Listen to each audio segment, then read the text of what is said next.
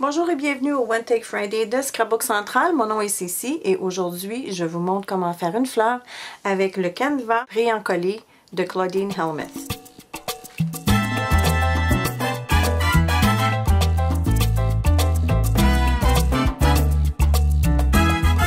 J'ai ma feuille de canevas de 8,5 par 11. Je vais prendre l'autre que j'ai déjà commencé ici. Je vais faire une petite incision d'à peu près à 1 pouce de la bordure de mon canevas.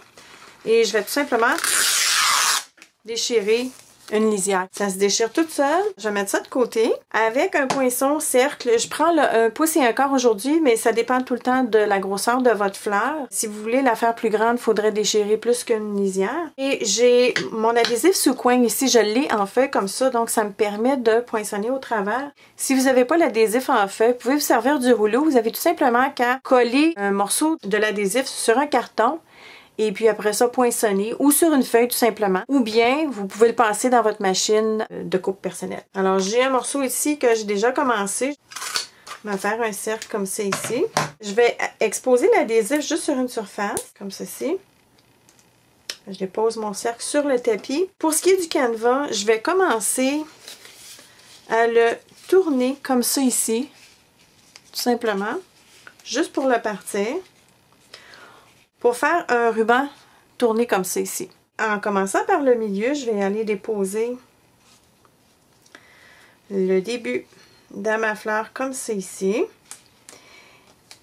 Et je vais tourner alentour de mon point central. En fait, je vais me ramener un peu mieux. OK, comme ça ici. Et je vais tourner, je ne sais pas si vous voyez comme il faut, alentour de mon point central comme ça. Tout en tournant mon ruban de canevas. Alors, je tourne mon ruban de canevas comme ça ici. En tournant alentour de mon point de colle. Maintenant, si vous n'avez pas d'adhésif sous coin, vous pouvez également utiliser les goobers de Cosmo Cricut. Donc, tout simplement, continuez à tourner jusqu'au bout de votre cercle. Alors, vous voyez, je continue à tourner comme ça. Puis, étant donné que le canevas a un côté qui est collant, le ruban de canevas va rester tel quel. Quand je suis rendue à la fin, je vais retirer l'autre pellicule collante. Je vais couper mon morceau de ruban. Je vais y donner à peu près, je vous dirais peut-être un demi-pouce. Et je vais coller tout simplement comme ça à l'endos de la fleur pour faire une belle finition sur le devant. Si j'étais en train de travailler sur un projet et que je savais exactement où irait cette fleur et que je la voudrais naturelle comme ça, j'aurais tout simplement la coller à ce moment-là sur mon ouvrage à ce stade-ci. Étant donné que je ne veux pas m'en servir tout de suite, je vais la remettre sur la couche protectrice de l'adhésif et je vais l'altérer, je vais la peinturer. J'ai ici 3 petits pots de peinture de la collection Claudine Helmuth. Je vais tout simplement mettre un peu de peinture sur mon tapis et je vais prendre un pinceau et peinturer ma fleur. Pour avoir une texture un peu plus diluée, je peux prendre un peu d'eau pour aller diluer ma peinture, mélanger et lui donner un autre aspect.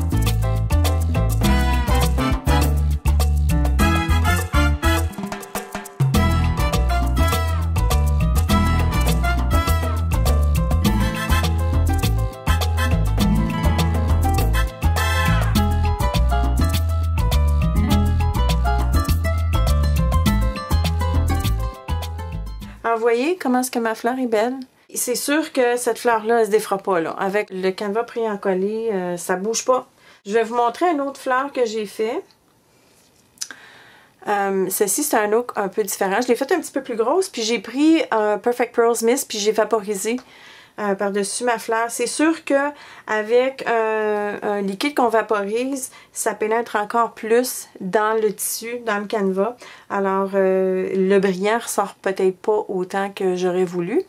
Je vais vous en faire un autre, mais cette fois-ci, je vais la faire avec une lisière de canevas un petit peu plus petite. Et je vais la colorier de façon différente. Ok, maintenant, je vous ai promis de la colorier d'une autre façon. Je vais prendre le Distress Stains dans le Mustard Seed, puis on va voir comment ça fonctionne. Donc, j'ai ma fleur ici avec ma peinture. Puis celle-là ici. Oh wow! Ah, que c'est beau! Ah, c'est facile! Ah, regardez ça, c'est beau! Oh! Je me suis rapprochée pour que vous voyez la différence. Avec mon Distress Stain, je m'aperçois que ça donne des profondeurs dépendant de comment fort j'ai pesé sur l'éponge. J'ai été chercher mon Vintage Photo ici, mon encre Distress, et je pense que je vais essayer de la vieillir encore plus. Oh, regardez! Oh, wow! Regardez comment c'est beau! C'est cool, non? Ah, je capote. Bon, ben, je viens de vous montrer une autre technique, puis je viens de m'en montrer une en même temps. Voilà, c'est tout pour le petit One Take Friday. C'est quand même assez amusant, puis c'est vraiment, comme vous voyez, là, ça prend pas grand-chose. J'ai déchiré le canevas à la main. On fait juste une petite coche avec un ciseau, puis on déchire. On a notre ruban, on se poinçonne, un adhésif, on tortille, on colore, puis c'est fini.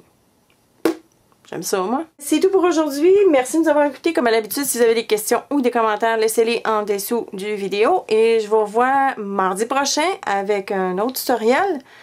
On va encore utiliser le canevas de Claudine Helmuth, mais d'une façon complètement différente. C'est pas un embellissement qu'on va faire, ça va être une carte. Ben, je vous revois la semaine prochaine. Bye! C'est encore moi, je suis revenue. J'ai découpé avec mon ciseau une forme de feuille. Je l'éteins avec le Distress Stain Peel Paint. Et avec mon perce-papier, je m'amuse à déchirer les côtés pour que ça fasse une fin un petit peu plus grunge. Je me suis mis sur un neige comme ça parce que je voulais pas percer mon tapis. Mais regardez ce que ça fait. C'est assez cute. Je m'en ferai comme 2 autres pour faire 3 feuilles pour ma fleur. Je vais m'amuser en fin de semaine. Salut!